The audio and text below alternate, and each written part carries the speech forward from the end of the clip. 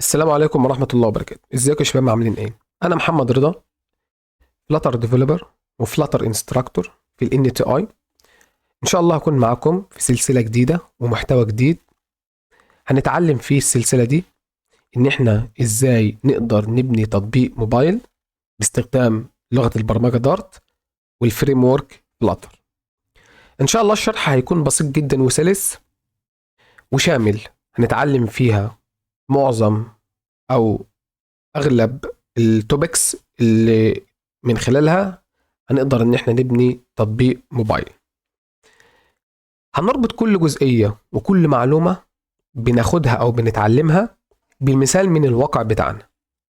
ده هيخلي عندك قدرة على سهولة فهم المعلومة، وده بسبب ان انت رابط المعلومة بحاجة انت بتشوفها على طول وباستمرار، فده هيعزز من استوعابك وفهمك للمعلومة.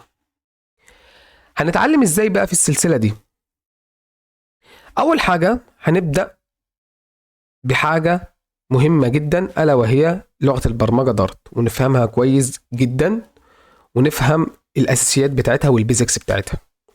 بعد كده هنتعلم الأوبجكت أورينتد بروجرامينج اللي هي الأو أو بي الخاصة بلغة البرمجة دارت، ودي في غاية الأهمية لأن لو فهمتها كويس كل حاجة هتبقى سهلة معاك.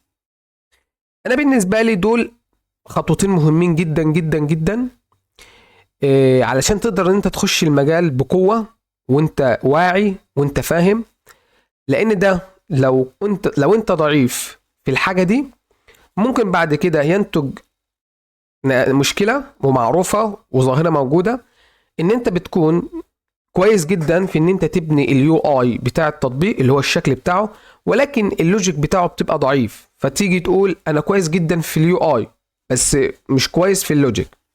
فان شاء الله المشكلة دي من البداية خالص هنبدأ ان احنا نشتغل على ان احنا ما نتعرضش للمشكلة دي.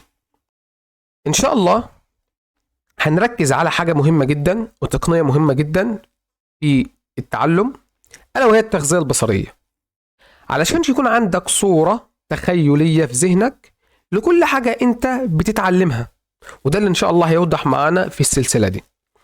ان شاء الله الفيديو الجاي هيكون اول فيديو لينا في السلسلة، واللي فيه هنوضح يعني ايه دارت ويعني ايه فلاتر.